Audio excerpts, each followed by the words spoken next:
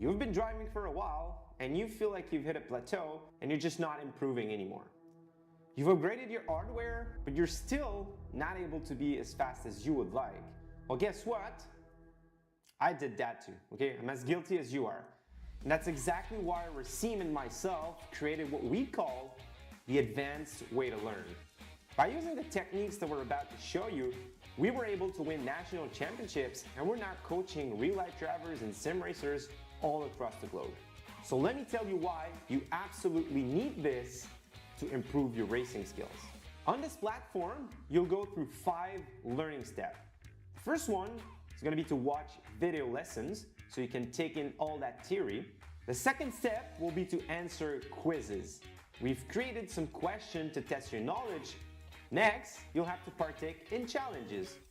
Here, you'll have to prove to yourself that you can apply what you've learned. You'll go on track and you'll try to beat the instructor's lap times or sector times. Following the challenge, you'll be able to send your onboard replay so instructors and other community members can help you improve. And lastly, you can get involved in the community to meet some new teammates and learn from others. This platform is a back and forth discussion between us, the instructor, and you, the students. If you're serious about becoming the best driver out there, this is the advanced way to learn.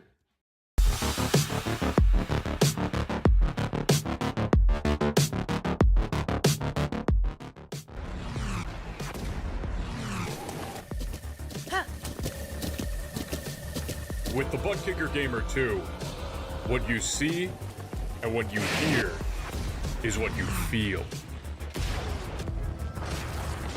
Butt Kicker.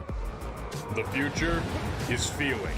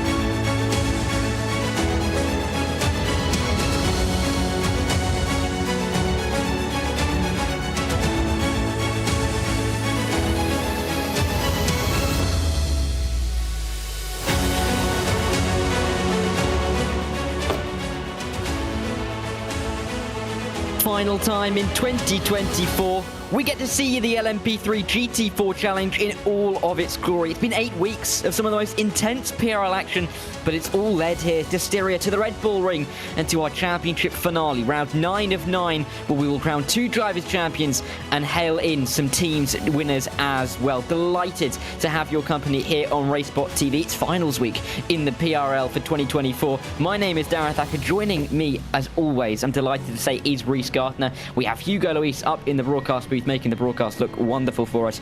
But Rhys, I mean, this has been such a great season. 2 months of fantastic action and 2 championships where we don't necessarily know which way we're going to be able to call it. Yeah, exactly. It's run the gamut of fantastic circuits over the course of this season. We started off at the very flat and technical Indianapolis, but I think pretty much every other circuit on the schedule has been incredible, including Indianapolis. Throw that one in too. Particular highlights for me being Manicourt, Laguna Seca, Suzuka and Hungaroring put on some pretty intense races as well. I'm not expecting any different here at the Red Bull Ring, which is a long straight track with very tight corners punctuating it. A bit of a short lap, but plenty of overtaking opportunities, and there'll be plenty of changes in the standings from that. There will, however, bit of a breaking bit of news as we come into this race. We have Boris Lavando here this evening, of course, championship leader on 369, but Michael Diaz is not in attendance. He won't be fighting for the title, which means that all Boris Lavando really needs to do is finish. And if he does, then it means he has the title. But if he doesn't, Mobin Khan has a chance, as does Zach Hebert. And a quick check on the maths there. Those two, third and fourth, they're still fighting over third. Christian Garaton and Stephen Lakota, fifth and sixth, with Fernando Rodriguez currently sitting in that 7th position. The top 10 currently rounded out by Sanadakis, Oliver and Lando Tega. We'll see if that changes. Of course, every single point won today will count. In the teams, despite Michael Diaz not being here, we can say that Solpec Precision Racing will win the team's championship. You can see the advantage that they had. It's absolutely gargantuan. 243 points back to Speed Squad. They're not going to be caught. Echelon SimSport LMP3 are in third, and they're in a tight battle with Grant's Garage in P4. Vision Esports LMP3 and Sim Total Races, along with Why Not P1 Scuderia Dunkers or LMP3, are all in a fight for P5 in the championship. Drive Trainer Motorsport are kind of on their own in 8th. Championship Racing Collective are in 9th, and the Fenton Brothers, they are 10th. We'll see if either one of those guys can get themselves any further up tonight. In the GT4s, we do have both of our close title contenders in attendance. It's Aiden Young leading the way by 4 points to Aaron Myers. That could be swinging this way and that all evening long. Matthew Wyckoff, Myers' teammate, still sits P3 after a very solid season from him. Michael Terrafino is 4th, nicely ahead of Cade Smith and Kaylan Tobin as they squabble over 5th. Jeremy Manella, Kurt Ham, Roy Brown and Tristan Cadet are all going to be fighting it out to see who can finish in the top 7. Meanwhile, in a similar story, we can almost certainly guarantee you that Chasing the Delta will be our GT4 champions. 140 points for them. Pretty much impossible for them to be caught, especially with 2 of their drivers here tonight. Team Beef are in P2 with Fiercely Forward, GT4 and JDL really close together for P3. Don't count out Middle of Back Racing either. They're in 5th. Valhalla Motorsports have a nice gap back to Vision Esports GT4, Hamster Racing, Hyperion Racing and the Soy Boys Racing, as those are the top 10 teams in the GT4s. But of course, before we get going for this championship finale, after such a great season, we have to thank our sponsors who have been with us all season long. Advanced Sim Racing, owned and operated by passionate sim racers. Advanced Sim Racing designs and builds the sturdiest and most durable aluminium profile racing simulation cockpits available in the market today. All PRL members also get a 5% discount on ASR products using the Precision 5 coupon code. Racebox offers mid and high-end button boxes for sim racing enthusiasts, from the casual gamer up to the most meticulous sim racing driver. Competitively priced and carefully handcrafted, our button boxes are an enjoyable addition to any sim racing setup. Visit raceboxsimracing.com and get a 5% discount using the Precision 5 coupon code. Buttkicker products add incredible immersion and realism to every single game. Feel every nuance and truly put yourself into the driver's seat with Buttkicker. Muradness, it's a performance lifestyle brand motivated by motorsport and founded by professional race car driver Daniel Murad. It's to hedge sim race iRacing photography. Capture your finest, proudest or simply worst moments from your hobby in up to 8K resolution. It is of course a great addition to any sim room. And Advanced Motorsports. Get ready to learn to be fast with Advanced Motorsports. Follow them on all of their socials to become a better driver. And we thank all of our sponsors who, like I said, have been with us all nights of the week here on PRL for such a long time. And we thank them for their support, for allowing us to bring this coverage to you. Now, into qualifying we are, Reese. Such an important session, a point for pole up for grabs, and it seems insignificant, but that could really be a deciding factor tonight. Yeah, certainly could, particularly in the GT4 fight. We're keeping an eye on the 332 of Maxime Grenon, who I believe has one podium to his name at Laguna Seca and running pretty well in second at the moment in LMP3. But Aiden Young is currently on pole in the GT4 class. Aaron Myers has been struggling to get a lap down. He has completed 2 of his 4 laps, and it looks like he has yet to get a really good time out of it. He off-tracked his first lap. He's off-tracked his second lap. This is difficult here for Aaron. He's the chaser. He needs to get this right. Well, he was very close to getting wide at turn 1 as well, so Aaron Myers really under pressure on his run up towards turn 3 at the top of the hill. Such a steep run up the side of the valley for Aaron Myers, but he knows that he has to deliver here to keep himself in touch with Aiden Young. Jeremy Rogers as well, putting in a good performance to be right that close to our current championship leader and reigning champion after season 3 of 2024 finished a few months ago. Aaron Myers finished a runner-up in that series as well. He's looking to go one better, and you have to say he's really put Aiden Young under pressure all season long. It's been much closer than it was last season, if I even thought that was possible at the time, but he needs to get this lap in now, or Aiden Young's going to have feel like he's going to have a bit more of a walk towards the end of this season. Yeah, and a walk is not what any of us want as spectators. We want them both to be sprinting alongside each other for the fight for the championship. It's been particularly at the final couple of corners that I think Aaron's been having his issues. See, the curbs at the Red Bull Ring are so wide, it being a Formula 1 circuit, you can put the entire car over them. As long as you keep as long as you keep 2 wheels on the red and white curbs, you're usually good though. That's very close to getting an off track there at the end of the circuit for Aaron Myers. Let's see if this time ends up counting. It's a 136.2 from Aiden Young that he has to beat, and it's a 136.3. Has that counted? It hasn't. Another off track here. He's only going to get 1 lap time out of this, if that. Oh, this is really starting to be a little bit dangerous now for Aaron Myers. He's been so good in qualifying all season, really being the pace setter, it's fair to say. He's taken 4 poles to Aiden Young's 3. He leads them in that regard, but it's not coming together tonight at the Red Bull Ring. Maybe the added element of pressure, maybe a couple of the difficulties of the circuit, but either way, this is really crunch time now for Aaron Myers to get this lap in as quickly as he can. Maxime Grenon to the line will set a time that I think will improve him by a couple of thousandths. Indeed it does, but he's still sitting in P2. The gap between the top 2 and the LMP3, so couldn't be tighter. Absolutely, and Daniel Zegers puts himself in 3rd there, not too far behind them. Christian Garreton consolidating his place in the top 5 with 2 and a bit minutes remaining in the session. This is going to be Aaron Myers' final lap here. Aiden Young has improved to 136.18, so that's going to be the time that Myers will be thinking about here. Chris Massey putting in time at the back end of the LMP3 field, and amazingly it looks like Michael Diaz has actually joined the session, so Boris Ovando will be fighting with his teammate. Neither of them getting actually, Diaz not getting a time on the board just yet. Neither has Ovando. There's Myers to the line, a 136.0, and that is pole position. Man, it took him a bit, but he did it. And Aiden Young immediately takes it back. There's 0.03 of a second between our top 2 and GT4. If there was anything to describe in a microcosm this season, that would be it. Aaron Myers sneaking his way back to provisional pole. Aiden Young snatching it right at the last. On Michael Diaz, I mean, joining very late into the session. I did double check when I made that comment about him not being here. He wasn't in the session at the time, so a very late join. And he did suggest in the interview at the end of the race last week that he was thinking about whether or not to attend. So really good to see Michael Diaz here.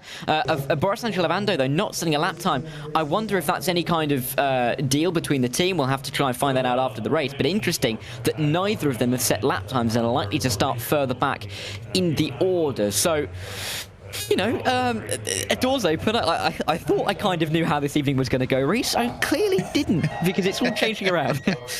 yeah, I'm feeling the same, honestly. That is crazy. Neither of our LMP3 top 2 completing laps in qualifying. and such a close gap between Aiden Young and Aaron Myers. They have been at each other's throats the whole season. Justin Braggon's going to be one of our last GT4s to come across the line here, a 136.9 there. That's going to improve him up to P8. Ewan Brown up to P15 in GT4. Meanwhile, Cade Smith, he's making his Mercedes into the pit lane. Pit entry is going to be a huge factor here tonight, because you've got to slow down for pit lane on the racing line in the second last corner.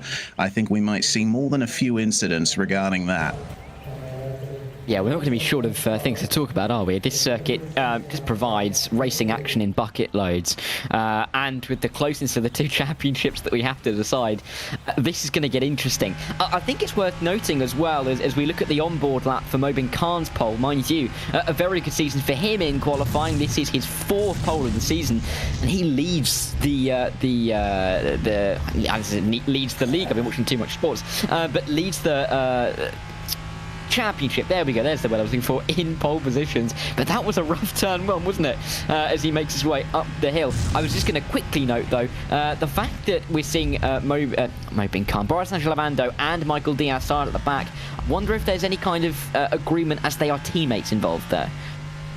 Yeah, potentially. I mean, you know, they obviously interested in it being a fair fight between them, and I suppose, you know, the extra point for pole position would put an extra gap between them, which would mean that Avando would have to have a disastrous race in order for Diaz to take advantage. So both of them fighting their way through from the back. At the very least, they'll have an equal challenge. But for Mobin Khan, I mean, yeah, turn 1 looked a bit leery, but the rest of the lap has looked pretty clean, and it's been nice and smooth. You've got to be smooth around this circuit. It's not the kind of place where you can be running the ragged edge through a lot of the corners. You have to be focusing on the exits, just because of the long straights here. Straight line speed so important at this track. Yeah, a little bit of a jump scare, wasn't it, really, through turn 1. Really bouncing over the curves, but it managed to settle him. And he has taken his 4th pole, most of anybody in the category. And he has that little accolade that he can take home with him. Here is Aiden Young's pole position, and not just crucial for him to get this pole position in terms of track position against his championship rival.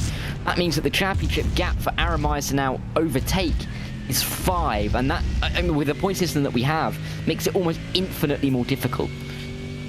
Yeah, indeed. Looking at the points format, I mean, if we assume that Young also gets the fastest lap, and that's a 6-point gap, that means that Aaron Myers would have to win, and Young would have to finish off the podium. So, yeah, things are looking ever more difficult for Myers here. He'll have to hope for some bad luck for Aiden Young, but as we've seen many times this season, once Aiden Young gets out the front, there's rarely any catching him. Yeah, and with the exception of Suzuka this year, where we saw Aiden Young disconnect from the session after qualifying, meaning he had to start from the back, and also with the exception of the fact that Aaron Myers hasn't attended one race, in every other race they have finished 1-2 in some order. So it has just been an incredibly tight championship. The likelihood of one of them finishing off the podium is slim, especially considering that Aiden Young would have fancied himself to get back onto the podium at Suzuka, were it not for a couple of collisions and moments with other drivers that he probably wouldn't have had he not started right at the back of the field. But he's starting at the front for the championship decider, and he's going to have the best seat in the house as he rounds that final corner. He'll hope that in about an hour and 5 minutes time or so, he'll round that final corner seeing a checkered flag, knowing that he is going to be the champion here once again. But still a long way from that. But here is the grid that we are going to see in our championship finale. Mobin Khan, 4 poles on the season. He will start on pole position ahead of Maxime Grenon, and an incredibly good qualifying display from him. Only 200ths off the pole time. Daniel Zegers and Zach Hebert tight for that on the second row, with Christian Garreton and Daniel Oliver making up row number 3. We roll on to see Fernando Rodriguez and Lando Tega on row 4. An interesting little battle towards the back end of the top 10. They'll be joined by Stephen Lakota and Lucas Wallace, who make up row number 5. It's Chris Massey and championship leader Boris Angelovando on row number 6, with the contender Michael Diaz starting right behind his teammate, and as they start 12th and 13th, Sanidakis it'll be who rounds out our 14 drivers. In the GT4s, it's Aiden Young leading Aaron Myers by the barest of margins in this qualifying session. Aiden Young extending that championship lead by a point. Jeremy Rogers and Michael Terrafino make up row 2, with Matthew Wyckoff and Roman Foe on row number 3. Towards the back into the top 10, we see Kalen Tobin and Justin Bragg and Kurt Ham and Tristan Cadet, as all of those guys are within a second of the pole time. Kate Smith and Jerry Manella on row 6, just about a second off. Travis Pruitt and Matt Benson make up row number 7. Ewan Brown and McGee in row number 8, with 17th and 18th. Willie Brennan and Austin McGill finding themselves towards the back of the field, but not quite the back of the field, because we've got Lambert Jesse and Roy Brown, 19th and 20th, making up 34 cars on the grid tonight for our season finale. Cannot wait to get this one underway. There is so much to decide, albeit, yes, the team's standings are likely to be over, but as we can see, Boris Angelovando looking like he's looking excited, Reese. I mean, it's hard to judge that face, but it looks excited, right? Yeah, calm at the very least, and happy to be competing. I think he's looking forward to the challenge ahead of him. Ovando always likes everything to be thrown at him at once. Well, the field is now on the grid and waiting for the start of the formation lap. We've only just gotten in to that race session, and we will have an hour race ahead of us here with 69 degrees Fahrenheit. The track temperature, 21 degrees Celsius. So a pretty cool track here in virtual Austria to start things off. Not much wind, so the more aerodynamically sensitive LMP3s will be fine on that front. Where's the wind coming from? It's coming from the west, so that tells me there's going to be a slight headwind down the front straight. So keep that in mind. The slipstream could be very strong down the start-finish. A tailwind down towards turn 4. We'll see what that can do. A little bit of housekeeping on the maths before we get going in this race, worth to get you guys all in the know. Boris Angelovando and Michael Diaz coming into this race are split by 5 points, with Ovando leading Diaz. Maths is exactly the same, thanks to the pole position for Aiden Young. He leads Aaron Myers by 5 points. So the principle is very much the same. If Boris Angelovando can win or gets himself onto the podium, he will have won the championship. If Michael Diaz can get himself to the win, then Ovando would only need to keep himself on the podium. That is the kind of thing we're looking for. As they make their way through the field, we'll check the calculations as we go, but it's going to be difficult. Of course, you'd expect them to get towards the front as well, Reece. So different scenarios in the LMP3. GT4s, I think it's going to be easier to manage. They're 1 and 2, and they've been the class of the field. They like to stay that way. Yeah, exactly. But Red Bull Ring always throws up a surprise when it comes to these hairpins. Have a look at them going through the turn 4 hairpin here, or turn 3, sorry, hairpin. Very tight corner, and often the outside line is better because it's flatter on the way through the corner. There's plenty of overtaking opportunities around this circuit, but turn 1, lap 1 is always going to be a factor with the giant anti-cut curb on the outside. And if you mess up your braking into these hairpins, then there's every chance for chaos. Yeah, hopefully we don't get too much in the way of absolute chaos, but enough in the way of action. I mean, we weren't short for action at Hockenheim, were we? That was quite an event in the last couple of weeks, but we're going to have to see how they adapt to this circuit after coming from the Algarve last week, which is a very, it's a roller coaster. It goes up and down, traction is difficult. This circuit is very much more long, straight, heavy braking zone. It's a very different prospect, isn't it? Yeah, definitely is. It's all about setting up your exit, making sure that you get that little bit of slipstream, but then you come to the middle sector of the track and suddenly the corners become fast and flowing. You want a car that is able to maintain that cornering speed, rotate nicely on the apex without oversteering too much. Exactly, but that's, I think, what the drivers are going to have to be watching out for, whilst also in championship battles. Of course, positions go all the way down the field, but we'll have to see how this runs. LMP3s are going to be coming around the final couple of corners very shortly to get this finale underway as the GT4s rise their way towards turns 9 and 10. This is going to be a championship finale, I think, that we're going to remember for quite a long time. Whilst the LMP3s are a little bit further up the field, they are going green for the championship finale. A great start from the front from Obin. He gets down to turn 1, but around the outside, nothing can happen as through the mid-pack. Let's see, 2 by 2, they'll make their way through the championship contenders right in the thick of things. Indeed, they are trying to fight their way up here. Ovando sits in 11th, and doesn't look like Diaz has taken the start there.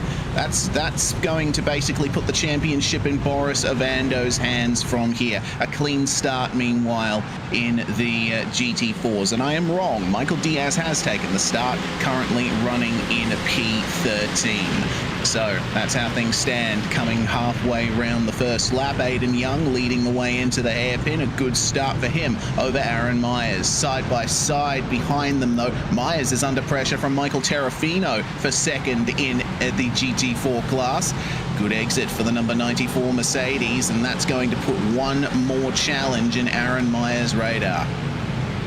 Yeah, around the outside, though, can Myers get this one back? No, he can't, quite frankly. It's so difficult to walk it around the outside there, and Michael Terrafino will be delighted to get himself up into P2, but this is not what Chasing the Delta want to see. Aaron Myers down in P3. Matthew Wyckoff not really able to act as a rear gunner, down in P6, and Aaron Myers, it's fair to say, with it all to do as they run towards the end of the second sector on this opening lap. Michael Diaz is now, there's a car off the second, that's Romain Faux off the circuit in the GT4s. He's gone off down at turn number 7. Not too sure what's happened for Romain Faux, but regardless, I'm sure we're going to see a replay in the next couple of minutes. I was going to mention that in the LMP3s, Michael Diaz, he gets the move past the car that was in his way, but at the same time, Boris Lavando is overtaking Stephen Lakota, so yet again there's a car between them. Looks like Romain Faux lost it by himself, unfortunately. The McLaren over-rotated into the second of the left-handers in the middle sector. That's a real shame there for Romain. He's had some brilliant drives this season so far.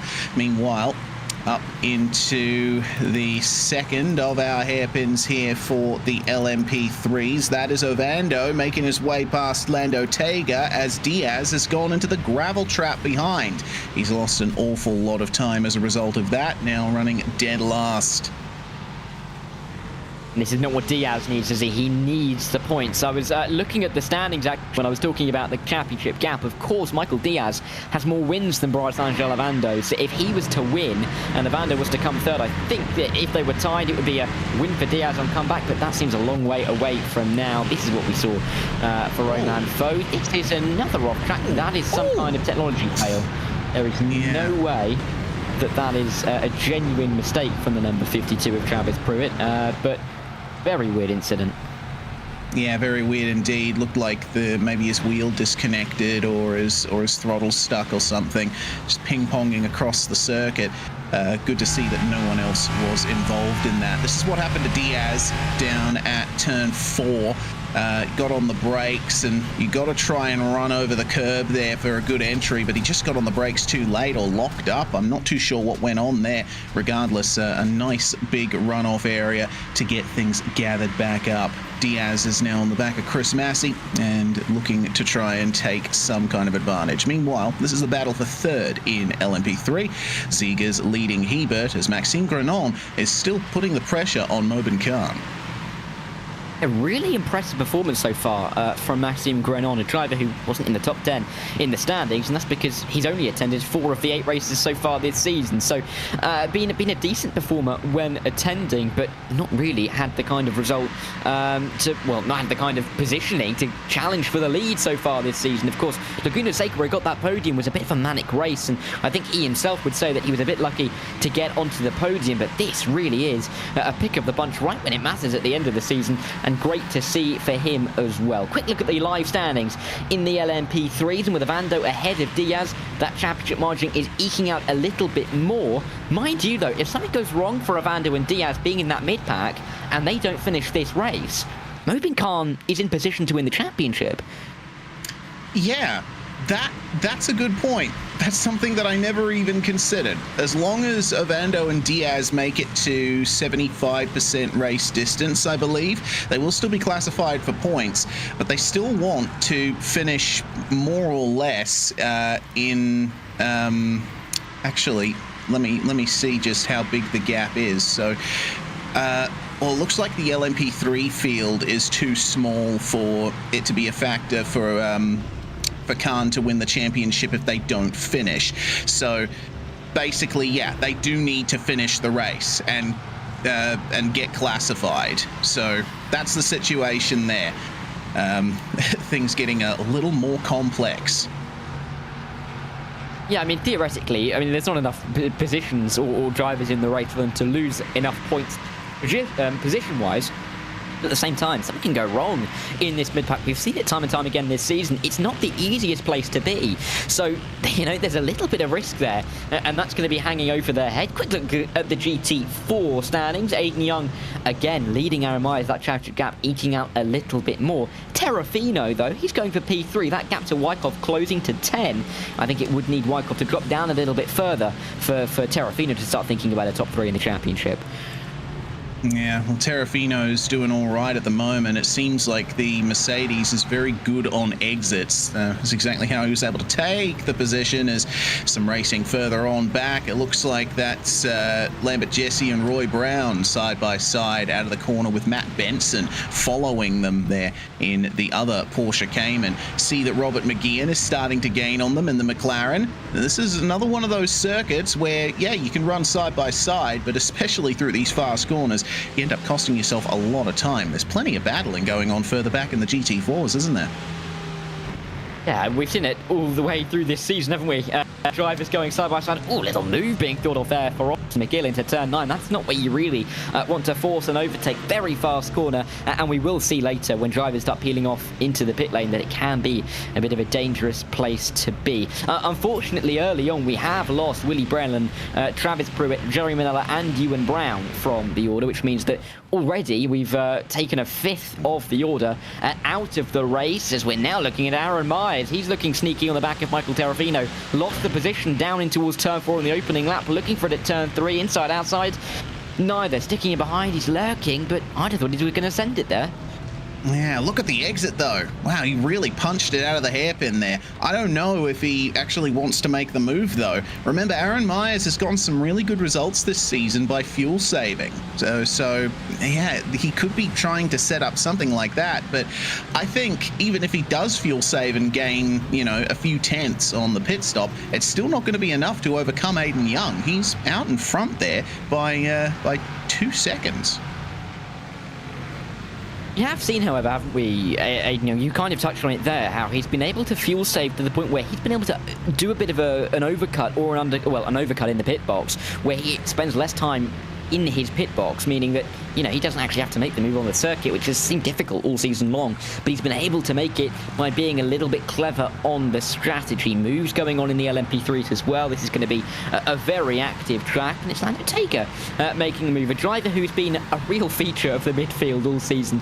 I think he's been between 7th and 10th for at least 90% of the season, or it's felt like it at least, and he's fighting in there again with the likes of Stephen Lakota and Michael Diaz, who needs to get ahead. Michael Diaz, I think, a little bit further back. Yeah, you can see him in the background. But this is a battle close. Lucas Wallace leading it at the moment. Yeah, the teammates of Lucas Wallace and Stephen Lakota making a nice sandwich with Lando Tega being the filling. Coming out of the final corner, though, looks like Tega wants to be the top slice of bread. Let's see if he can get it done here in turn 1. He is ahead when they get to the braking zone. It's very hard to get a move done here. Got to be careful. Oh, and I've just seen contact between Aaron Myers and Michael Terrafino at the hairpin.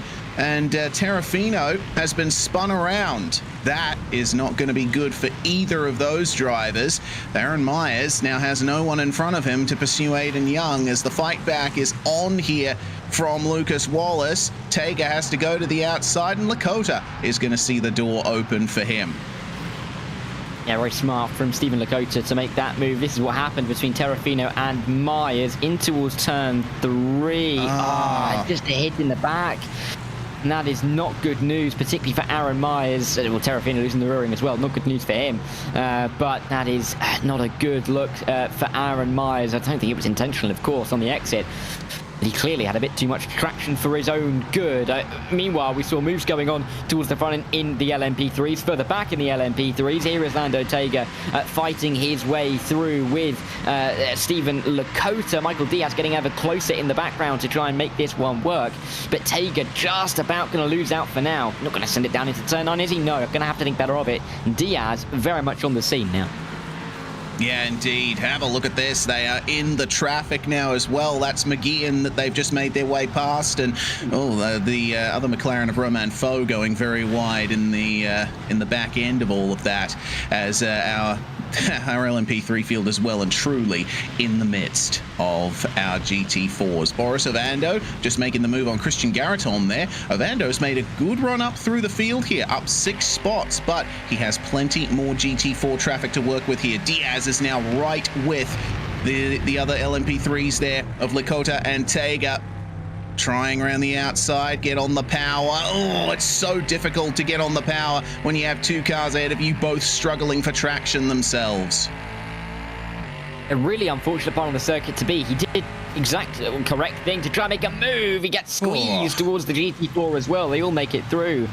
I wasn't too kind there from Stephen Lakota trying to give Michael Diaz a bit of the squeeze. And Diaz isn't going to be happy considering that Ovando, again, already up to 6th. There's 5 spots between them. Diaz needs to be ahead by, a couple of spots to take this championship. It's just not going that way so far. Ovando threw over half the field as well. It's looking good for the championship leader. Yeah, it is. Movando's doing everything right at the moment, and Diaz is just not able to overcome this. It's got to be frustrating in Diaz's hands here.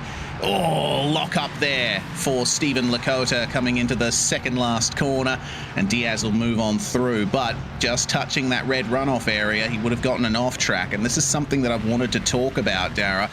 This is a similar situation to Laguna Seca a couple of rounds ago, where I think we're going to be seeing more than a few drivers exceed the incident limit and get a drive-through penalty. Very easy to pick up off tracks here.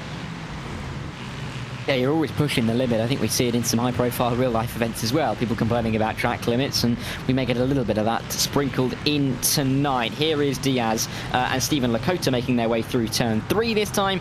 This time it's Diaz ahead of Stephen Lakota, and he's free to now go charge after Lando Tega, who's holding on to P9, which Diaz would rather fancy taking himself. But we're nearly a quarter off the way through this race already, flying by, as these races always do, which is good news if you're the likes of Lando and Aiden Young, not good news if you're Aaron Myers or Michael Diaz. So we're going to have to see how they can work this one out. But I think your point earlier about the pit stops is a really important one, because this is a track where it's very power dominant. You don't necessarily think about this track being one for fuel saving, but if you're able to fuel save, that could be a very big advantage leading into the final, 15, 20 minutes of the race.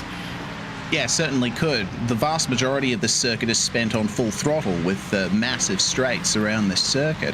So, yeah, any fuel that you can save just lifting off, or if you're an LMP3 working your way through the GT4 traffic, it's going to pay dividends later on. You just need to make sure that you keep yourself in it and don't have any incidents, don't crash. That's the main point of motorsport in general, I suppose. Don't crash unless it's a demo derby. But,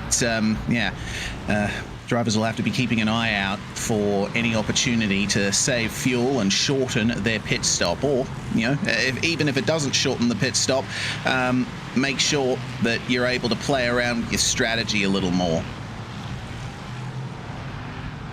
This is, there's lots of different options to go on the strategy, and that's what makes this race, being an hour long now, particularly after it was increased from last season, so interesting, and why I think this is really one of the top series. Of course, a big bias in saying that, but it really is one of the top series in the PRL. 46 minutes left on the clock, a lot of racing still to go, but with championships consistently updating, I think there's, it's worth pointing out the tight battles. You can see it on the right-hand side of your screen. Fernando Rodriguez and Stephen Lakota currently tied on points. Both of them will be fighting for P6. Daniel Oliver and Nico Sanadakis, they're not far away from each other either. It might seem insignificant to a viewer who may not do too much racing. Yes, it's P6 in the championship, P8 in the championship, but with competition as high as this, every single spot is like gold dust, isn't it? Yeah, absolutely. And I think, Michael Diaz is really digging for gold at the moment. He still can't find his way past Lando Tega. He's still stuck down there in P10, and that's going to bring their championship gap up to 9 points. Ovando has generally had a better time of it, finding his way up through this field. There's also the battle going on between, there was going on between Zach Hebert and Daniel Zegers, but I am seeing that Boris Ovando is starting to catch up to Daniel Oliver for P5, and that's going to extend his championship advantage ever further. We are on board with the 222 coming into turn 4, and you see once again they are using as much of the curbs as they possibly can on the exit of every single one of these corners. I'm sure they're glad it's a dry race, because if it was wet they wouldn't be anywhere near those curbs. And if there wasn't so much runoff as well, a little bit of runoff, I think they'd be away from it as well. You can see that extra little bit of concrete on the outside at turn 6 is the example there, meaning that drivers can run over those curbs. And again, at turn 8, you can see there's there's the curb, and then there's the little bits that point on the areas, a bit more like a rumble strip, and then the flat concrete through the corner. And again, at the final turn, so you can see loads of runoff on the outside, drivers taking all that they can through there, because why not? They run the limit, and they will get very close to it, and that's why they're going to be picking up off tracks very easily.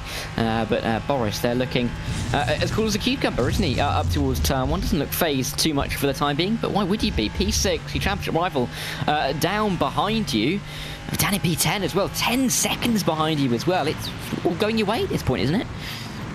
Yeah, I mean, Boris doesn't even need to race that hard at this point. All he needs to do is just bide his time and wait for the move to come to him here. He's taking 0.6 of a second out of Daniel Oliver every single lap. Meanwhile, there's Diaz versus Tega once again. Lando's a very hard racer, as we've seen over the course of this season, and he is not willing to let Diaz past him.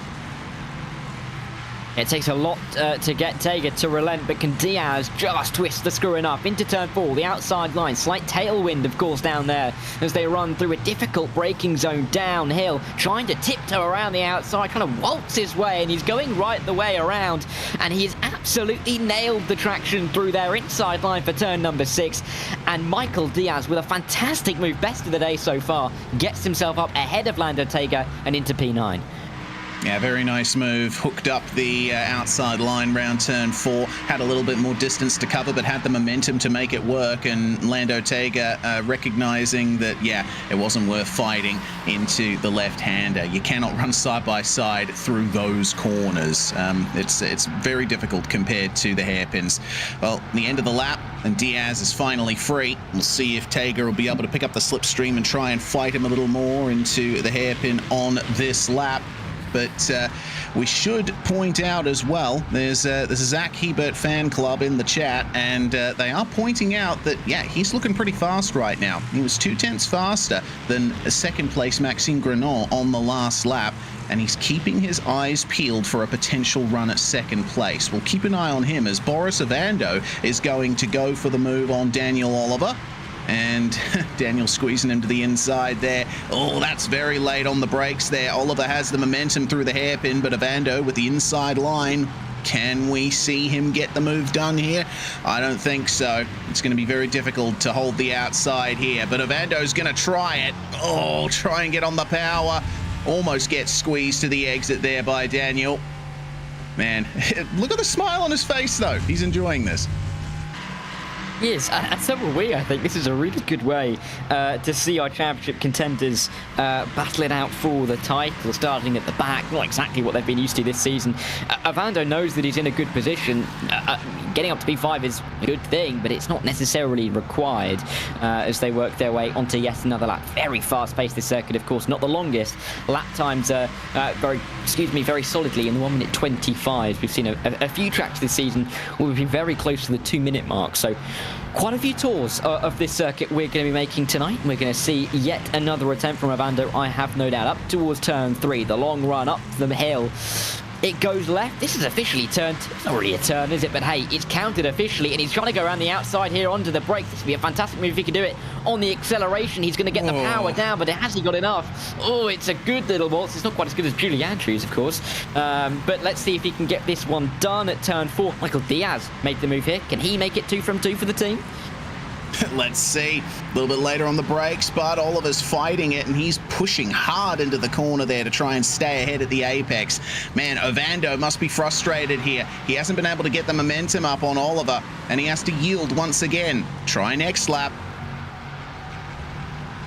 Yeah, we'll have to keep saying this because Vando is clearly, he's hounding Daniel Oliver for this position, but Oliver not relenting at all. And a great defense inside, outside from the number 24 driver, really using all the tricks in the book to make sure he holds on to P5.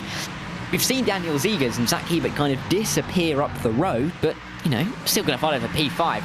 That's what he's fighting for. He's not going to relent either way, is he? It doesn't matter that it's not quite a podium or a win. You want to fight for every single position, and that is why this is such a tough series to be in. Move for P3 in the GT4s as well. Oh, a lot of happening in the GT4s yeah, Wyckoff's for P3. lost 2 places. Kalen Tobin.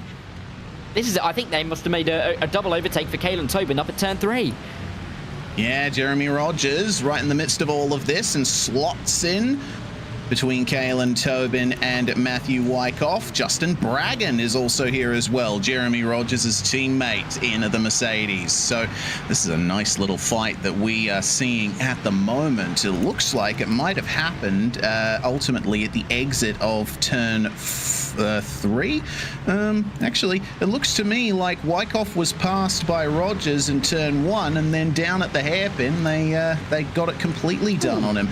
So we'll see what he can do to find his way back past. Oh, hello. Zegers, though. Zegers has gone off. Yeah, he's dropped down the positions. We just saw the aftermath of that as he was on the inside at turn 4. We'll have to get a replay of what happened to Daniel Zegers in the number 8 car, but must have been contact with Hebert.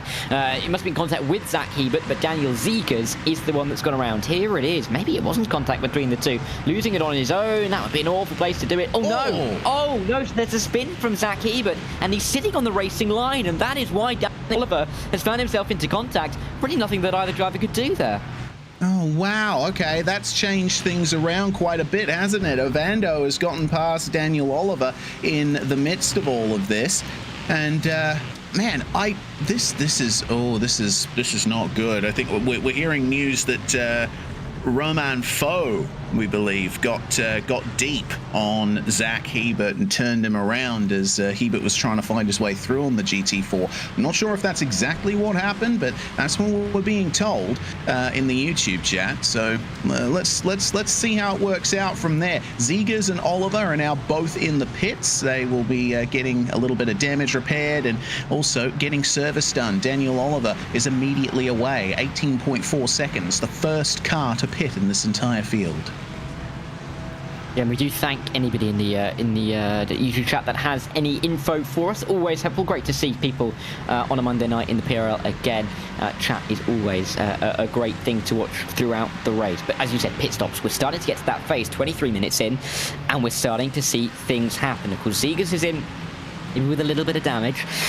At the same time, drivers, particularly in the GT4s, may be starting to think about when they want to go for their stops. Very busy circuit, difficult to pit out of traffic, because with a lap time in the LMP3s being all of a minute 30, and with there still being 15 GT4s on the circuit, you're going to be finding them at pretty regular intervals, so difficult to find yourself outside the traffic, and to plan accordingly for that, really. Yeah, indeed. You're racing in a multi-class league as Garaton has made his way into the pit lane as well, seeing more movement from the LMP3s. Tristan Cadet finding his way into the pits as well in the GT4s. Yeah, it's difficult to pick when you come into the pits in a multi-class league, because you don't just have to focus on the cars that you're racing, you got to focus on where the GTs are as well if you're an LMP3, and you have to be prepared to make some compromises. But you don't really want to make a compromise in the season finale, do you? That's kind of against all of your thinking coming into this kind of race, but that's just how the races happen sometimes, and that's what some of the best drivers are able to do, adapt in moments of high pressure. And that's how you can come out with a title. High pressure at the moment for Matthew Wyckoff, obviously down in P7. You can see him just in the background of the shot in that purple and green car being overtaken by Boris Angel Ovando. Inside as Ovando has obviously worked his way up to P4 with a couple of incidents that we've seen. But interesting to see that Wyckoff's still competitive. Of course, lost the positions at turn 3, but this little group in the GT4s could be really interesting later on into the race, because I can't see them, gapping themselves out too far over the next 35 minutes. They're still within 3 seconds of each other after the first 25. Yeah, this is going to be a tight fight for P4, at least in GT4. Daniel Zegers still hasn't emerged from the pit lane there. You just saw him in the background there, sat in the pit box. It looks like the damage is going to take a while to repair. Will we even see him back out onto the circuit is the question. Well, for Matthew Wyckoff, he's got a lot to fight for here. Austin McGill has now found his way past him. Austin doing quite well, it has to be said, in that number 99, the brown machine, and he's punching his way out of the hairpin here, trying to get a move done on Justin Bragan, but not able to get it done. Meanwhile, Kalen Tobin in the Aston Martin has jetted away from all of these guys. Kalen was complaining in the Discord earlier that the Aston is not really suiting this track, and he's been having a hard time getting pace out of it. Well, the race has worked out pretty well so far for him. Yeah, and after not attending the opening race, which meant that every round and every point after that meant something, he's had a pretty good season up to P6 overall, a couple of top 5s. But this, I'm sure, would be the pick of the bunch to get himself on the podium in a season where it's been difficult to get yourself on the podium when it's almost certain that 2 of those spots have been confirmed already. Best finish so far of 4th, I do believe. So podium here would be the perfect way to cap off a really strong end to the year. But he's got a little bit of competition. Like I said, Rogers, Bragg and McGill, and then you've got Wyckoff and Cade Smith are all in this train. You've got a big gap then back to Kurt Ham. But this is a big old tussle for P3, and not least between Rogers and Bragan, who, you'd think they'd be a little bit more respectful towards each other, but season finale, team points, yeah, they may be on the table, but gloves are now off. There's nothing to think of in the future. This is where it really lies now. Yep, final race of the season. Have a lob is what you like to do. And have a look at this here from McGill. He's picked up the slipstream on Bragan, and he might go for it at turn 3. Has to switch to the outside as Bragan goes defensive, and a bit of contact in the braking zone. Bragan very deep, cutting underneath is the Porsche Cayman, and McGill will get on through potentially. But the Mercedes' power comes into the fold here, coming down the straight, and we've seen plenty of outside moves being made in this hairpin as well. Can Bragan fight back? Oh, looks like he'll have to yield, and that's going to give a big advantage to Wyckoff as well. It is, but Wyckoff is lurking, isn't he? He's sitting right at the back of this train, and he is ready to pick up any scraps that are left down for him. And, Wyckoff, he's certainly the championship for a reason. Outside of the top 2, he has been the best of the rest, and he knows exactly how to pick his way through tricky situations like this. He's been on the podium a fair number of times so far this season. I think he's had 5 podiums this season, which is a very impressive total when you consider that first and second have pretty much gone every single round. But he is somewhat under pressure to get himself back on the podium with quite a big clump in front of him. We'll see how he can cope. Up in the LMP3s, Avando and Diaz, 2 title contenders, they were quite a ways apart a little while ago. There's only 3 seconds between them now, and Michael Diaz really now looks in a position where he can start trying to attack Boris Angel Avando. He can see him in front. He's the next car up on the road. It's really changed the complexion in the last 5-10 minutes. Yeah, well, we've lost Sanadakis and Zegers to damage. They've come into the pits and haven't come out. And also, there's been a couple of cars coming together and losing places from that. So, all up, that's given Diaz some clear air that he'd been desperately looking for ever since the start of the race. So now we'll see a proper matchup between Ovando and Diaz on race pace. And for the time being, it looks like Diaz is looking a bit faster. Ovando setting a 25.6 on the last lap, and Diaz taking his own quickest lap of the race on the previous lap. So it's not over just yet. Not at all. I mean, Diaz is still involved in this, and you can see him using every little bit of the road and a little bit more as well to try and keep himself as close to his teammate and championship rival as is possible. And we're not even halfway through yet. Approaching halfway, yeah, I'll give you that. But even so, we're a little bit off being able to declare who's going to be the winner of this championship. But a bit of a shout out to the top two at the moment in the LMP3s. Khan and Grenon have been so consistent so far in this race. Khan, of course, not really been able to convert his poles so far this season. Again, 4th pole is what he's achieved tonight, but not being able to turn any of them into a win so far is looking pretty good for him for the time being, to maybe make it come good at the end of the year. Yeah, indeed. You know, whether it's been solo mistakes or contact with GT4s or even internet issues for Mobin Khan, it just hasn't been his season despite his clear pace advantage over the field over a single lap. So I've got my fingers crossed for Mobin. Hopefully he'll be able to turn this one into a top result at the final round of the season. And don't forget, as we were talking earlier, if Ovando and Diaz both retire from this, then Mobin Khan likely on course to take the championship. I mean, it's all up in the air still, even with 29 minutes remaining.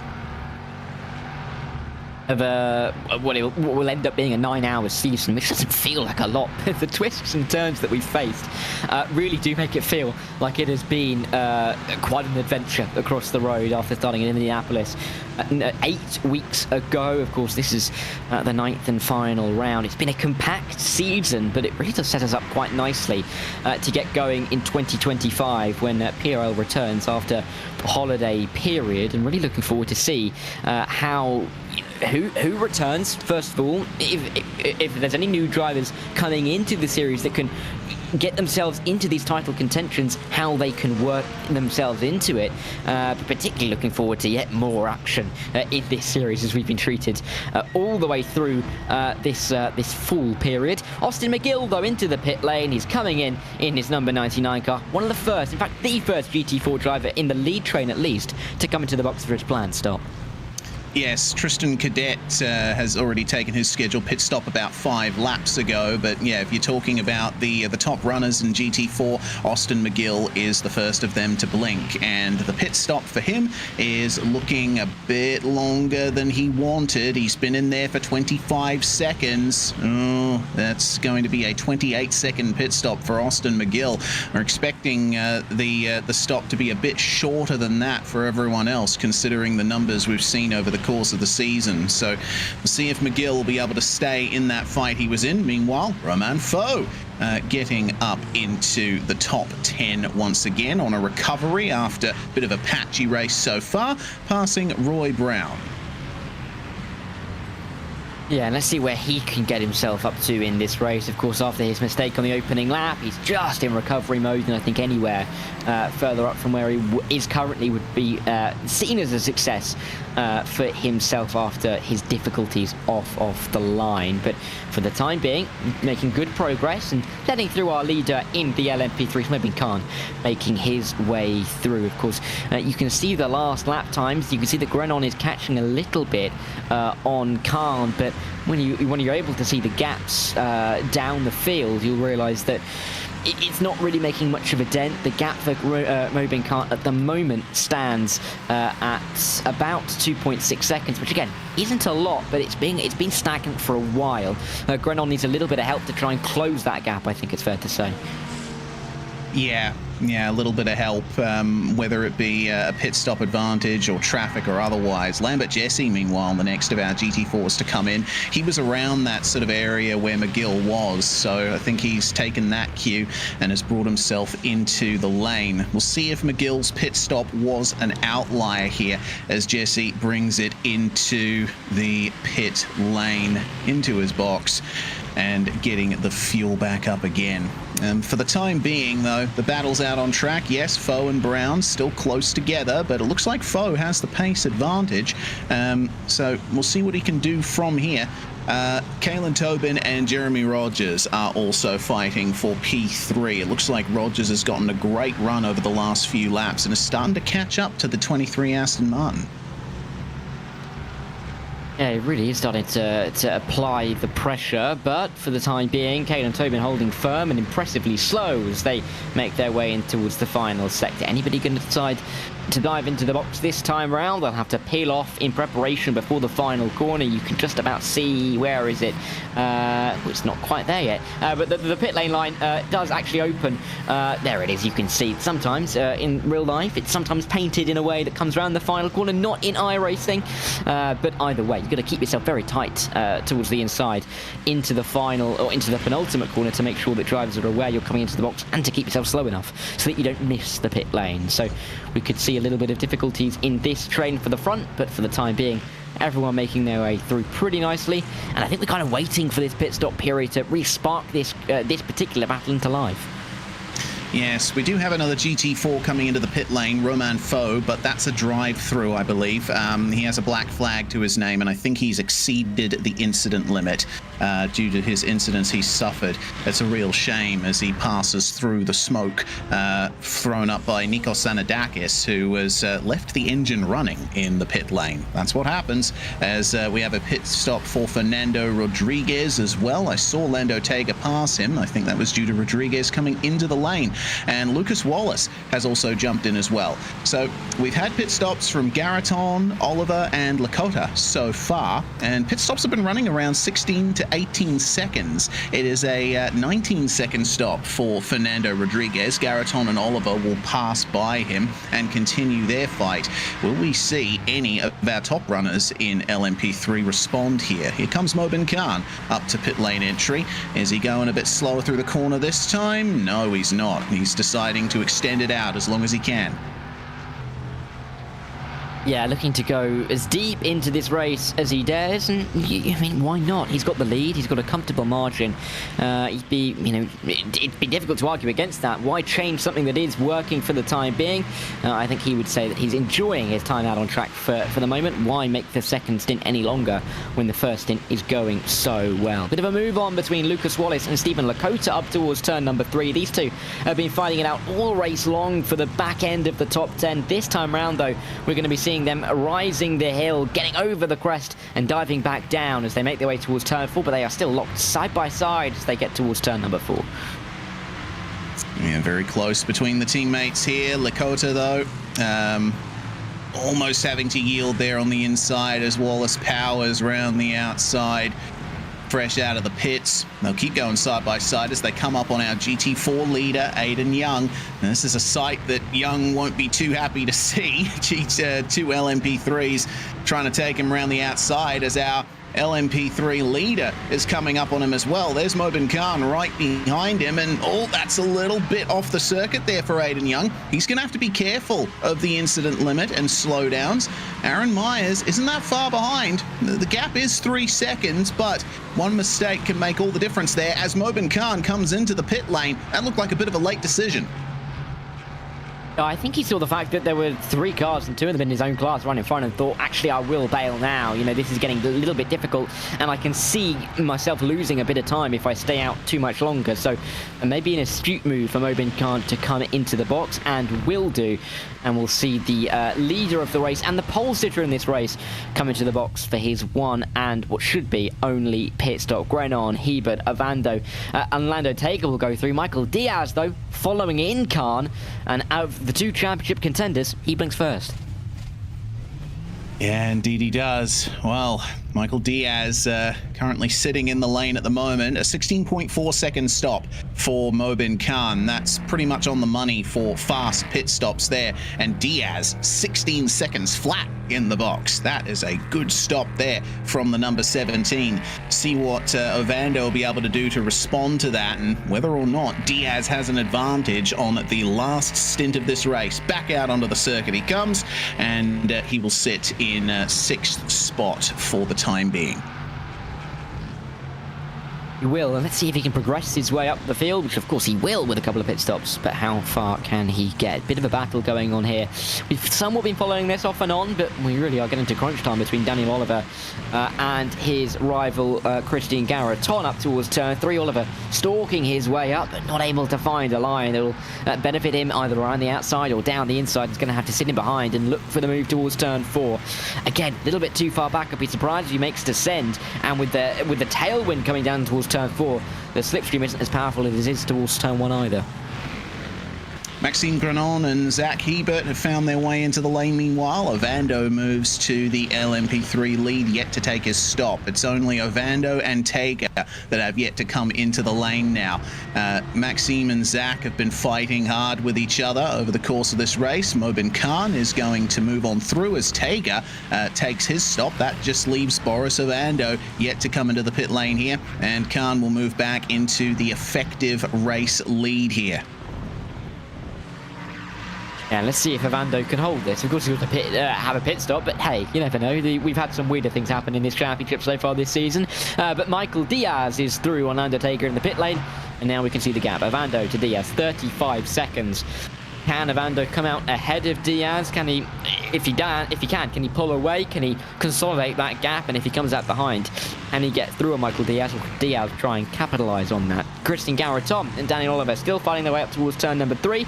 This time around, though, looks like Garreton has the measure of the outside line. Inside, though, Daniel Oliver making a bit of a send. Can he get it stopped? Yes, he can. Can he get it off of the corner in a competitive fashion? He absolutely can. And if he stays where he is, he'll have the inside line for turn 4 as well as they dive back down the hill. All bumping wheels on the way into the braking zone here, which is going to be the last of the late breakers. It looks like it's going to be Garreton trying to get more momentum around the outside, but Oliver is going to keep the position for the time being. Man, it's always frustrating when you're in such a close battle and you just can't find a way past the car in front.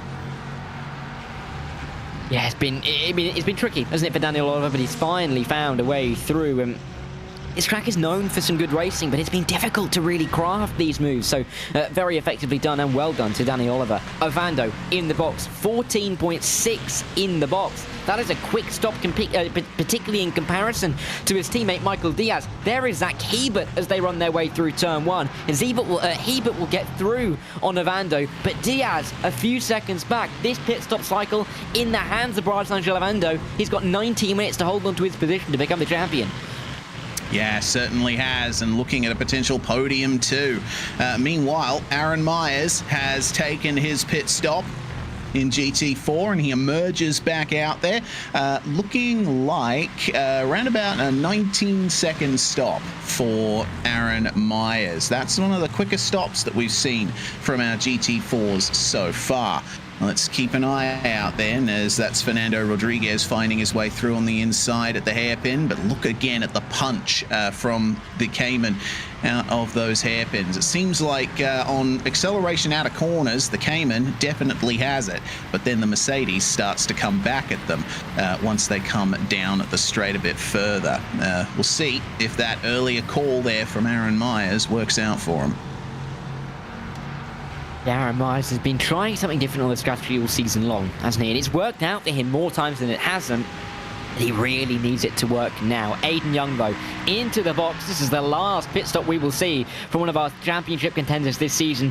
We think, of course, we may see a couple of drive-throughs, dependent on how close drivers are to the instant limit. But Aiden Young in the box, he's stopped, and that timer is ticking up. Aaron Myers is pleading for it to keep going and going and going, so we can catch and catch and catch. But Aiden Young should be out of the pit lane before too long. There he is. That black and yellow car is just emerging. It's an 18.5 second stop.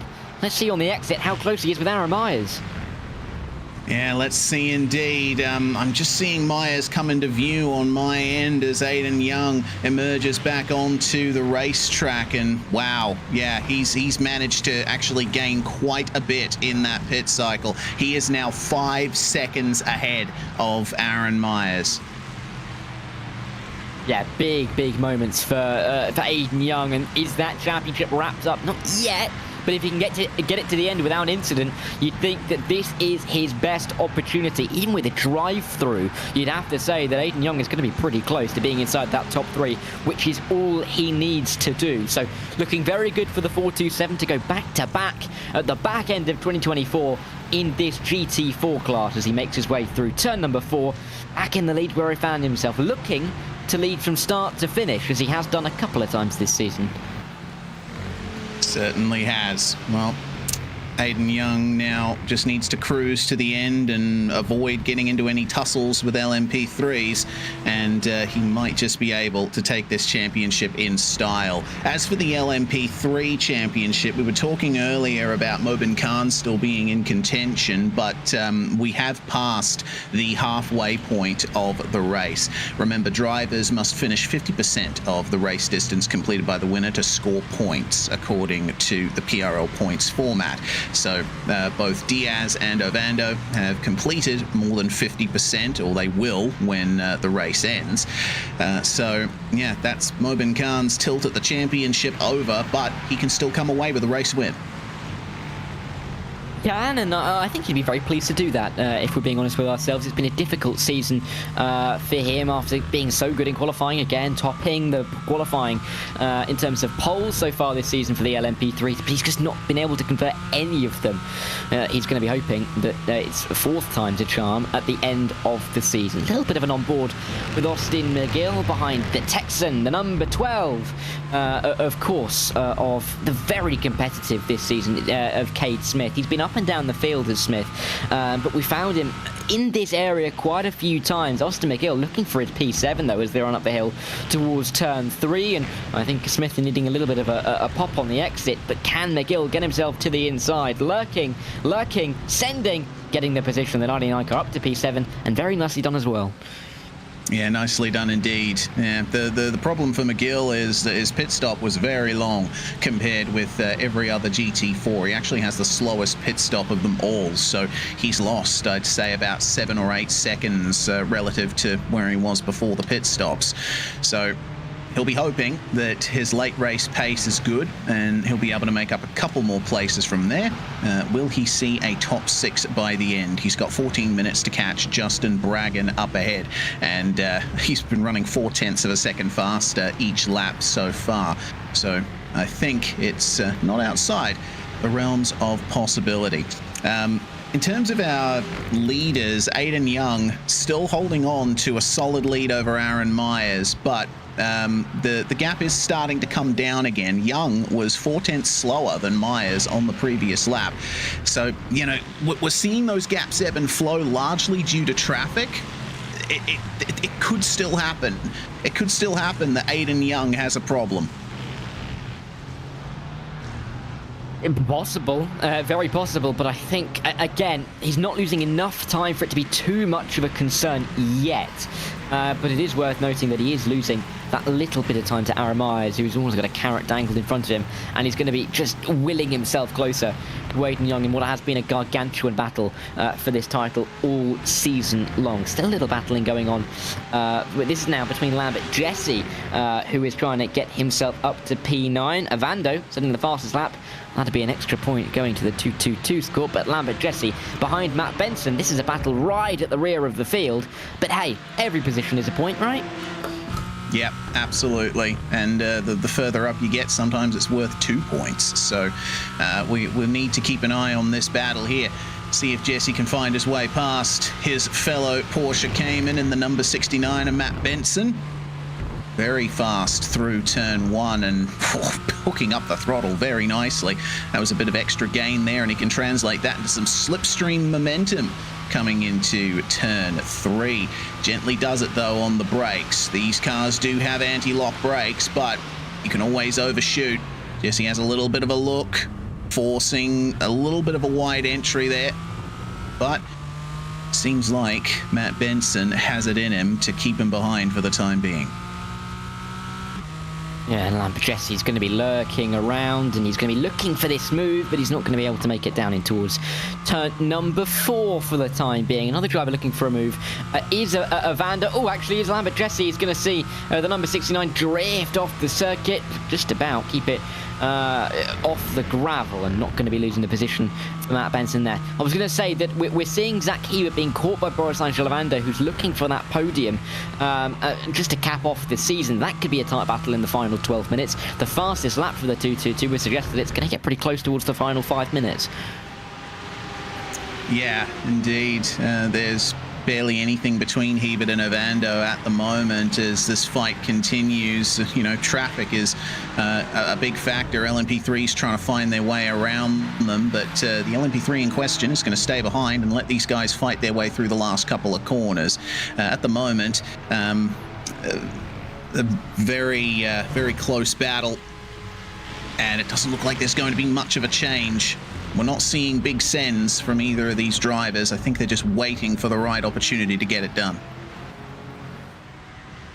Which is smart, it's considerate, and it's kind of what we want to see at the end of the championship. Not anything too brash, but still some committed racing. Up towards turn 3 we will go in this battle as we try and see who's going to come out on top for P13 in the GT4's inside line. Bit of a send. The number 1 finds itself on the inside line. Very good send.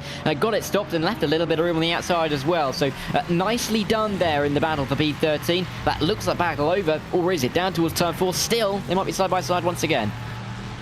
Yeah, Lambert Jesse all the way to the inside. Could have afforded to widen the entry a little more, and that's given some good momentum on entry to Matt Benson, but Lambert's going to find his way through and keep that position for now. Just needs to be careful not to make any mistakes. Looks like he's a bit more all over the track compared to Benson. So that little bit of scrappiness that we're seeing could fall to the 69's advantage. It could, but at the same time, it's been scrappy from both ends, isn't it? So it's difficult to really call with 10 minutes left on the clock. A season ebbing away from us as we wind our way down. Don't forget, though, in the PRL that we've still got the rest of finals week to come. Tomorrow night is the end. Actually, it's not the end. It's the penultimate round of the GT3 fixed and sprint series. Of course, we had a week delayed back at the start of November for a very minor national event. And then we're going to have on Wednesday night the final of the truck series. Thursday night it'll be the final of the GTP GT3 series, and then we'll have to go back to Tuesday again, next Tuesday, 8 days time for the finale in our GT3 fixed and sprint series. There's still lots of action left to go this year in the PRL, but we really are winding down on what has been a terrific year, and all championships across the PRL race have been such a treat for us to watch, particularly this season. Yeah, you know, I said a couple of rounds ago, this season has been all killer, no filler. Every single race has had something to come out of it that's been exciting, and it's always been an engaging watch. You know, the competition's so close and the racing's so clean for the most part between all of our classes. So I'm really happy to have been a part of the broadcast this season and to behold one of the best seasons of league racing I've ever seen.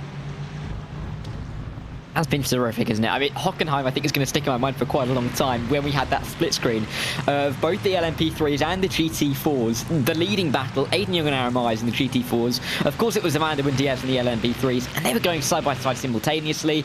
They were swapping positions like there was no tomorrow. It was such an enthralling race. And even though we haven't quite seen the high drama of that, we still have a lot on the line, and still some very close battles as we get through the final 8 minutes. Quick reminder of your GT4 standings on the right-hand side of your screens. Aiden Young currently leading by 8 points. That can change, but it's looking pretty safe in the 427's court for the time being. Kalen Tobin is jumping from 6th to 4th. Great result for him. Terrafina, we were talking about him at the start of the race before the incident with Aaron Myers, about him trying to maybe get towards P3, but as it is, Kalen Tobin performing incredibly well.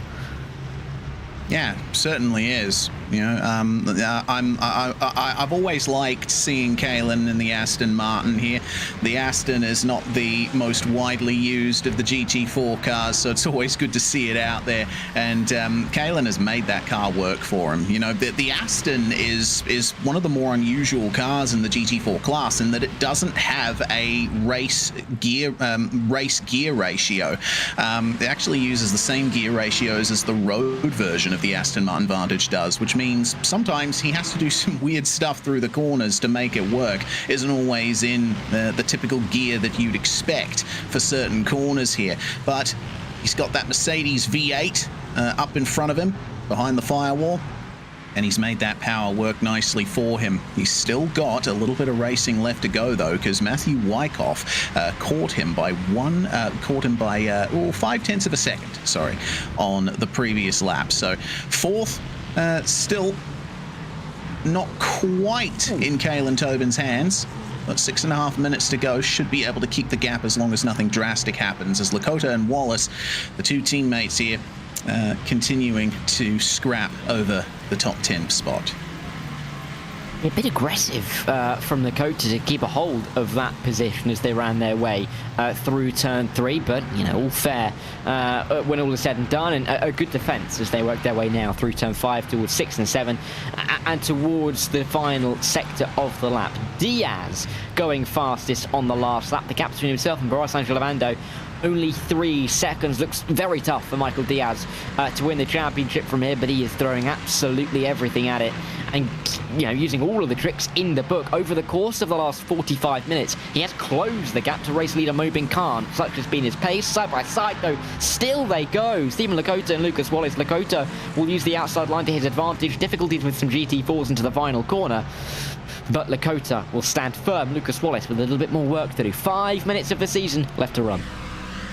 And a question from John in the YouTube chat. What track, in or not in iRacing, does the commentary team want to see on the calendar next year? I mean, honestly, Thruxton's coming next season. So I'd put my vote in for that. Super fast British circuit. Yeah. Oh, as in, oh, you mean on iRacing? Sorry. Yeah. For a moment, I thought you meant in this series. My heart skipped a beat there for a second. But, hang on. But you know what? That is a great choice, because that would be some absolutely insane racing. I don't know what I'd go for personally, but I think your theme of some almost small, tight circuits that really don't fit this kind of racing would be perfect. You know, I thought Donington, but I think you topped it with Thruxton. But something of that ilk, I think, would work really well. I think Barber, something like Barber's a little bit too. There's not enough of a straight for it to really work. But yeah, Thruxton, Donington. That kind of circuit, Snetterton, Croft, all of the type for it. Alton Park, there you go. Alton Park, that'd be a mayhem race. Yeah, the little devil on my shoulder is saying Winton. Say Winton. Yeah, there's a vote for Sepang in the YouTube chat as well. You know what? I'd really like to see Sepang in iRacing. It's a fantastic circuit. And oh dear, a little bit of a mistake there from Lakota. That's going to let Wallace have a run at him, but Lakota's managed to translate that into a good run nonetheless. This battle of the teammates in the last few minutes of the season turning out to be one of the highlights, as it looks like Austin McGill, just up ahead, has caught up to Justin Bragan and will be looking at 6th place in GT4. Ovando taking the fastest lap back once again, 124.5. In terms of the GT4 fastest lap, it currently belongs to Aaron Myers, so that is 1 extra point in Myers' favor, as side by side, McGill is going to get it done, potentially. Oh, no, he's not. Oh, Justin Bragan will be feeling a little sheepish after that, or will McGill feel sheepish? He was a little bit deep into the corner and blended into the outside of Bragan there. And it's a black flag for both of them. Incident limit. Oh, no. I was just going to say, I think it was a bit of a confusing moment for everyone involved. Of course, the LMP3 on the inside, you know, couldn't necessarily take the racing line there. Difficult to go around the outside when you don't necessarily know where your competitor is going to go. So, tricky for all of the black flag gutting at the end of the race with only a couple laps left on the clock. That got close. Stephen Lakota just about surviving. You know, I think he was thinking about Sepang at turn 1 last lap when he went off of the circuit. Didn't go work in his favour. But Lucas Wallace isn't complaining. He's focused on the top 10 and he will stay there, but only a couple of laps left. Couple of tetchy battles, aren't there? Yeah, that force from the LMP3 on Kalen Tobin has allowed Matthew Wyckoff through into P4 as this battle still goes on. Tobin's going to try and get the move done at the hairpin to take 4th place in GT4 back. And Wyckoff will maintain the outside line in the background there and keep the position. Kalen Tobin, he wouldn't be feeling too good about that. But sometimes them's the breaks. Traffic is everything in this series. All of a sudden, look at the amount of carnage, well, not carnage necessarily, but chaos that we're seeing up towards the hairpin. 5 cars, all in the space of about a second. Hebert and Ovando fighting their way through. Diaz is in the background. He's going to have to approach this train with a minute and a half on the clock. I suspect when Mobin Khan gets to the line, we will see the white flag. Indeed, we will, because we're well under 1 lap's worth of time left. So the next time he meets the start-finish line, we will be on our final lap of the season as we now work our way into turn number 6. Michael Diaz throwing everything he can at this championship and throwing it to the inside of the battling Kate Smith and Tristan Cadet. Yeah, he's just too far behind Ovando to make anything work. 5.8 seconds is the gap between Diaz and Ovando, and Boris still stands half a chance of getting past Zach Hebert here as they're going to come around to take the white flag. Side by side between Cade Smith and Tristan Cadet and Justin Bragg. Cadet driving the BMW for most of the season, but a selection error last round at Algarve meant he has to stick with the Mercedes for the final couple of rounds to avoid losing a further 20 points in his championship. So unfortunate for Tristan, but he's making it work. Oh, and he didn't make it work there. Braggan turning in on him there coming into turn 1. It's always difficult to run side by side, and man, Justin Braggan has had an absolutely horrendous last few minutes of this race. Yeah, it's just not gone his way at all. Running in such a good position, it's come a little bit undone, it's fair to say. Getting to turn 1, getting a bit of a tap.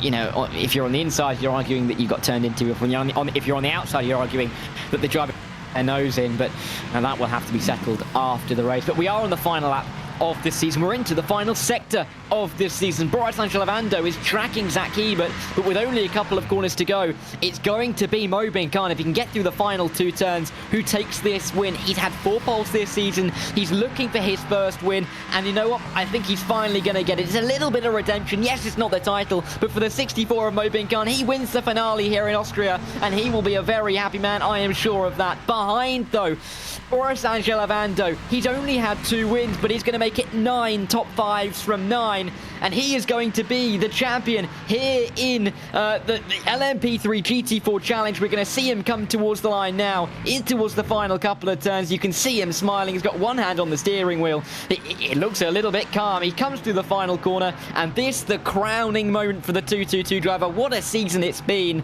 but it will be Boris Lavando, the winner in the LMP3s. Meanwhile, I do believe we've got one final lap in the GT4s, Reese. Yeah, indeed we do. Aiden Young still making his way to the line here. Gently does it. He's got a big gap over Aaron Myers. You know, everyone behind Young and Myers finished behind the overall leader, so they've got the rest of this lap to go here. And Myers is 6.5 seconds behind Aiden Young there. Goodness gracious. You know, story of the season. They were pushing each other hard all the way to the end, but Aiden Young, the man on top once again in the PRL, LMP3 and GT4 Challenge. A well-deserving champion. Both of them would have deserved the championship, but Young is the one who comes out on top.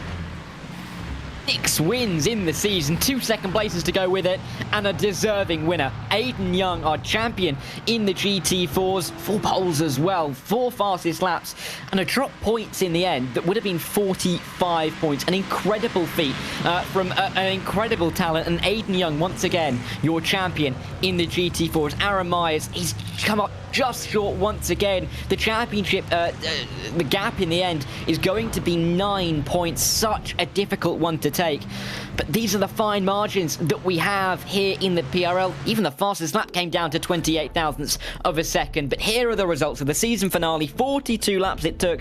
But in the end, Mobin Khan finally with that win to see himself on the top step for the first time this season. Maxime Grenon, with his best result of the season, finds himself second with, ending the season the way he's run it all the way through. Zach Hebert, consistency is key. P3 for him. Our champion Avando in fourth. Our challenger Michael Diaz in fifth, coming up just short in the finale with Daniel Oliver, Christian Garreton, Fernando Rodriguez, Lando Tega, and Lucas Wallace, our top 10 finishers. Stephen Lakota was the only other driver on the lead lap. We saw a big ding-dong battle at the end. For P10, Chris Massey was a lap down, with Zanadakis and Zegers sadly not seeing half of the race. In the GT4s, 1 and 2 in the race as you see them in the championship. Your champion Aiden Young is the winner. Your vice champion Aaron Myers is second. They were the only two drivers not to be lapped yet again by Mobin Khan. Jeremy Rogers finished off the podium in a very good end to his season, with P3 championship man Matthew Wyckoff getting P4 in, again, a very consistent season from the Chasing the Delta driver. Caelan Tobin and Kurt Ham 5th and 6th, with Kate Smith, Roy Brown, Austin McGill and Tristan Cadet rounding out our top 10. We roll on to see the rest of the drivers. Justin Bragg and Matt Benson and Lambert Jesse, who were on the lead lap with our winner in class. Robert McGeehan and Roman Foe a lap down, but sadly for Michael Terrafino, Willie Brennan, Travis Pruitt, Jeremy Manella and Newman Brown, they did not see the checkered flag in this final race. What a season it's been. An absolute titanic battle in both championships. But Reese, we've got 2 champions to crown. You're with our LMP3 champion. I am indeed. Boris Ovando. Man, you couldn't quite make it to the podium, but the championship is yours. It was an interesting decision by you and Michael to not take part in qualifying. What was the reasoning behind that? Honestly, it was a last-second thing. I was like, let's battle it out through traffic. It'll be more fun. Because the points were so close. But I think even if Mike had a perfect race, I think I still would have had. I'm not sure, but we just decided at the last second, and it was fun. It was fun to battle through the field. Have some battles with the other drivers that we haven't really battled throughout the season, and ultimately, I put in the fastest laps. I know the pace is there. And I'm just happy. I'm happy to come out with the championship. As you should be. It was a really good season from you. 2 wins and 8 top 5s with 3 pole positions and 2 fastest laps. As far as this season goes, it's been really good from your perspective. What about next season? Are you going to be making a return? I will come back to PRL. I'm not sure exactly which championship I'll be running though. I'm really looking forward to IMSA. I'm not sure, maybe GTP, LMP2. We'll see, but I'm definitely going to be back in some capacity. Awesome stuff. And I suppose now you turn to celebration now, Boris. Congratulations on a great season and a fantastic fight up through the field in this final round. And congratulations from RaceSpot. Thank you, guys. I appreciate it. The broadcast has been top-notch all season, so thank you for that. Thank you to Soulpack Precision Racing for backing me, and all our sponsors that made it possible. So I'm really happy, and I'm sad that I didn't prepare enough like Ted and do a shoey here on live. But maybe next season, if I do get a championship, maybe I could do that. Yeah, we'll be waiting for that, Boris. Thanks for joining us, and enjoy your championship victory. Thank you. Appreciate it. Good night, guys. Boris Ovando, LMP3 champion. And next up, we're going to go straight to the winner of GT4, Dara. Aiden Young is with you on top of the standings. Yeah, Aiden, we speak to you every single week, and you're either first or second, but this time the win means a little bit more. You're the champion once again, 6 wins this season. You must be over the moon. Yeah, definitely. When I crossed the line, I was screaming, "Let's go, 3 in a row." And I kind of stung it into a song, made it rhyme a little bit. I was on crack after crossing the line. I don't know what happened there.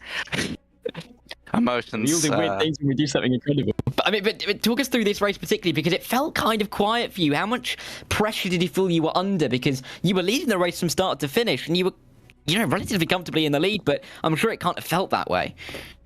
I knew going into qualifying that the off tracks were going to be pretty bad. So in qualifying, I think it was just about putting a clean lap together, and one that was obviously, it had to be quick to be pole. And I found the time, just stayed smooth on my lap, got myself pole.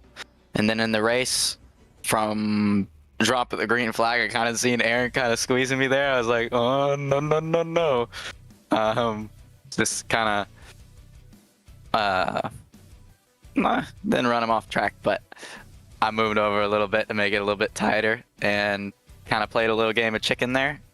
And then cold tires, it was a little sketchy, sent it in the final corner, and then from there I held the lead and then just tried to focus on building a gap and getting out of that undercut range. And this time I actually managed to fuel save an extra lap, so that was cool. And you did it when it mattered as well. I mean, it's been a busy week for you. I was on commentary for the Fuji 8 hour on Saturday with you and O'Leary for the final few hours. And I think you were in the car when the team got P20 by 1,000th of a second. So you've been in the GT3s, you've been in the GT4s. I mean, where does this rank in terms of moments? Of course, you've said it's 3 in a row now. Where does it rank? I mean, you've had so many good moments, particularly over the last year, but it's, what a year it's been. I'd say this is up there. 3 in a row. I mean, I corrected if I'm wrong. I think Justin Ream had 2 in a row in GT4. So to kind of top a guy that I used to compete against, and then also top one of my buddies as well that was in the PRL rankings, and get 3. That's pretty special. As well as also, just recently completing top split in Fuji 8 hour. That was pretty special. That was definitely fun. That was my first ever top split endurance, so that was amazing. I mean, congratulations, Aiden. I mean, I don't know how much more we can say to you. We speak to you every single week. You just keep winning and winning and winning. 6 out of 9 this season. You won a similar number last season. And to make it 3 in a row, it's an incredible achievement. Congratulations. And we hope to see you here next season. Are we sure to see you in the GT4s next season? We'll see. If I do, I have a new team, and I may have a couple teammates to back me. Okay, interesting stuff. So good to hear, Aiden. We look forward to it, but we'll let you go. Congratulations, you are the champion. As you said, 3 in a row. What an achievement. We'll speak to you in 2025. Yeah, see you next year. Aiden Young there. Worthy champion, Reese. He has been the class of the field in the GT4s for so long. But now we can kind of focus on our weekly podiums with, and you're with our LMP3 winner here. I am indeed. Mobin Khan is with us. Well, Mobin, finally, you've gotten that win on the board this season after so many issues over the course of the championship. I mean, it was a masterful drive from you. I'll say that first off. The Red Bull Ring seems to really suit you. Thank you very much. Yeah, it's finally nice to close the season with the win there. We came close on so many occasions and fell short on technical difficulties and issues with pit stops. But if we make a return next season, I think we'll be in fighting form for sure. Yeah, for sure. We were talking, me and Dara, about the fact that since Ovando and Diaz decided not to qualify, if they had both retired, you would still be in contention for the championship. So regardless, only taking your first win in the final race of the season, yeah, but you were still in it the whole way through. That's right. Miracles sometimes happen. Didn't happen today, but they took a big risk starting at the back. I'm sure it was entertaining because I think they finished 4th and 5th at the end of it. So congratulations to Boris for clinching the championship. And I think we consolidated P3 there. Yeah, certainly did. P3 in the championship for you. Well, you said if you decide to make a return next season, are you leaning more towards it or maybe away from it, all things considered? Very strong possibility I'll be back next season for sure. Excellent stuff. Well, congratulations, Mobin. We was really a pleasure talking to you on some occasions over the course of this season, and enjoy your win here at the Red Bull Ring. Likewise, I'd just like to give a shout out to Satellite Racing, Adam Crane and Syandra, who have given me the tools to perform on this series. I want to thank you guys for putting on an awesome broadcast, and the team at RaceSpot, as well as the guys at PRL who are working hard, doing important work for the sim racing community. I'd also like to give a shout out to Dr. Dabber, Ellis Engineering, Moradnis, and Nemesis Lab for supporting our team. Thank you guys, and I look forward to seeing you guys next season. Mobin Khan there, ever the professional, winning the final round of the season. And in second place in LMP3, Dara, a brilliant drive from Maxime Grenon. Yeah, I mean, Mobin came prepared today, clearly, didn't he? Good to hear. But Maxime Grenon also came prepared. Well done, Maxime. Welcome in. What a result for you. P2 tonight. How does that feel? I mean, it was a tough race, but clearly your best result of the season. Yeah, it's my best result of the season. I think we really maximized the results today. Mobin definitely had an edge on traffic. I got to work on my traffic management. It's where I struggled most of the race, but it was really tough. I had a lot of fatigue about halfway in, so I'm pretty happy with the result. And I mean, after a couple of good results back at Laguna Seca, where, you know, that was a crazy race towards the end, this was more of a calm one. How did you cope with, you know, some of the stresses? You had a couple of cars chasing you, the likes of Hebert were kind of in the background all race long, and then you had Evander and Diaz catching a little bit towards the end, albeit a little bit further back. How much pressure did you feel? Because it looked pretty calm from up here, but I know that it's not always that way in the cockpit. Oh, definitely it wasn't calm. I was definitely keeping an eye on the gap, and definitely struggled with consistency. With the traffic, it was really difficult, and then I was feeling very tired halfway through.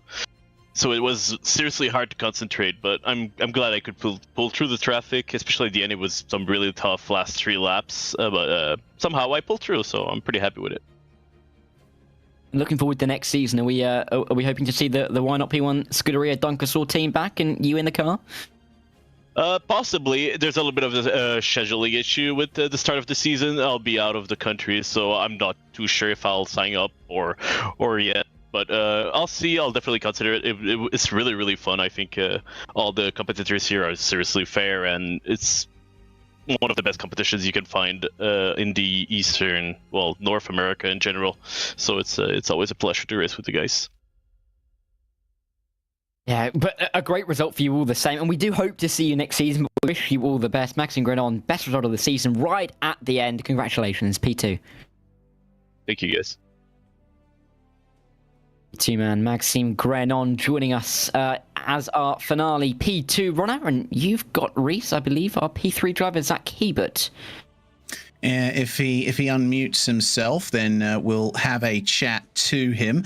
But it looks like he might not quite be ready for that. So I think I'll move straight on to second place in GT4 and second place in the GT4 Championship. Aaron Myers. Aaron, you gave it your best, and I think still a podium at the final round is worth celebrating.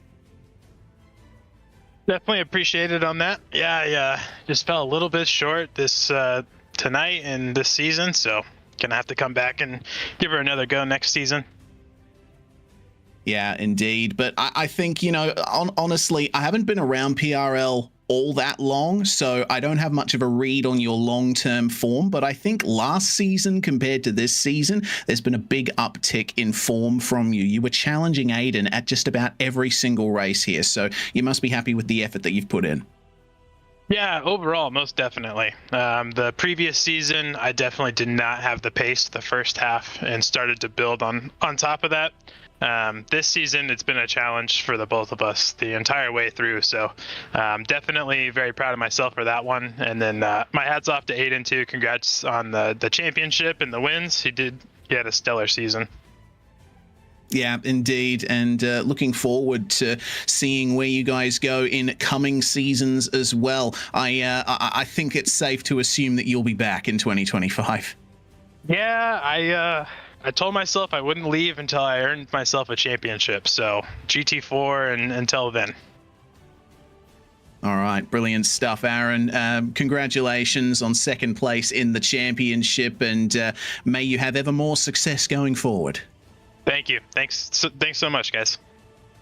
Aaron Myers there. And finally, to round things off here, a brilliant podium, Dara, for Jeremy Rogers in the number 58. Yeah, welcome in, Jeremy. Congratulations. End of the season. Great way to round out with a podium. Took us through your race. It was quite a big battle for P3. How confident were you on getting that podium? Not terribly. I mean, Kalen had a lot of pace at times. Matthew had a lot of pace at times. I was not terribly comfortable sitting in P3, not being able to fuel save. So in some ways, it was kind of good when Kalen got around me and I could do my normal fuel save strat. But I mean, for the team, Jeremy, for most of that race, albeit with Justin Bragg and unfortunately coming into a couple of moments of contact throughout the race, the middle of the pack duo of yourself and Justin did really well throughout the race. Was there much teamwork going on as you ran third and fourth for a time? Not as much as normal. I've got a new computer and some teething issues with some lag spikes, so I shut down everything else that uses the internet. But Justin's been a much better driver than his results have showed this season. He really got hosed in Suzuka, and unfortunate that he got taken out here late. But yeah, he's a much better driver than his results show. But your results have shown some great form, a couple of podiums to round out the season, so congratulations on that. With next season in mind, season 1 of 2025, are we hoping to see you back for next season? I sure hope so. I'm going to be super distracted by the V8 supercars, but this league is so much fun, and regardless if I'm back with middle of the pack or racing with somebody else, like, it's a great time. Thanks so much for putting on the broadcast. Y'all do a great job. And Aaron and Aiden both are super awesome, deserving folks. They are far and away above the rest of us. Well said, Jeremy Rogers. Well, thank you very much for joining us. Congratulations on the podium, and hope to see you in 2025. Thanks so much. It's an honor to be here. Jeremy Rogers there, gracious as always. As our winner, as our P3 man. I got ahead of myself there. P3 man in the GT4s. But Reese, what a season we've had over the course of 9 weeks. Championships that really came down to the wire. It wasn't exactly as topsy-turvy in the final races. We've seen it throughout the season, but what a season throughout. Yeah, what a season indeed. Really loved being a part of it here on RaceSpotTV. And I don't know if I'll be here in LMP3 and GT4 for 2025, but I'll certainly be watching on from the sidelines in any case, and making sure that the racing is just as fantastic as it was this season. Really love being a part of this with you, Dara. Bring on the future. A little nudge to Hugo if Reese isn't able to do that, get us on another series together. But yeah, it's been a pleasure being with you. Been a pleasure to be on RaceSpotTV in front of all of you wonderful viewers who've been in the chat all season long. We really appreciate you giving us a little bit of entertainment. Thanks to Hugo Luis in the broadcast booth as well for making such a wonderful show each and every week. We'll be back in 2025 with the LMP3 GT4 Challenge. But don't forget, this week and next Tuesday in the PRL, we've still got a little bit more action. We'll see you tomorrow, but we'll also see you in 2025.